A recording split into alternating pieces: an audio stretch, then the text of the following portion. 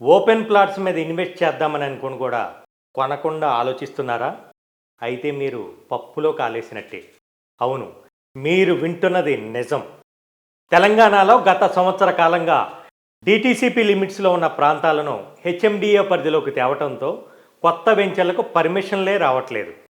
ఒకవేళ సంవత్సరం నుంచి పర్మిషన్లు ఆపకుండా ఇచ్చి ఉంటే ఇప్పుడు 15,000 గజం అమ్మే స్థలాన్ని 25,000 కొనాల్సి వచ్చేది.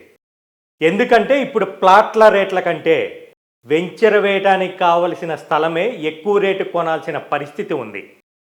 కొత్త పర్మిషన్లు రాకపోవడంతో ప్రతి కంపెనీ పాత వెంచర్లలోనే పాత రేట్లకే, అంటే సంవత్సరం 2 సంవత్సరాల క్రితం ఉన్న రేటుకే సేల్ చేయటం జరుగుతుంది.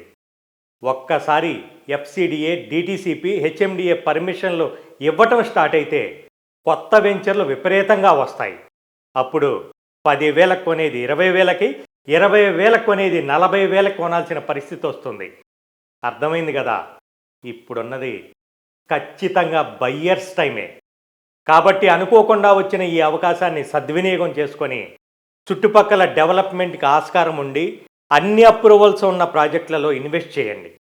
తక్కువ సమయంలోనే ఎక్కువ ప్రాఫిట్ వచ్చే అవకాశాన్ని సద్వినియోగం చేసుకోండి.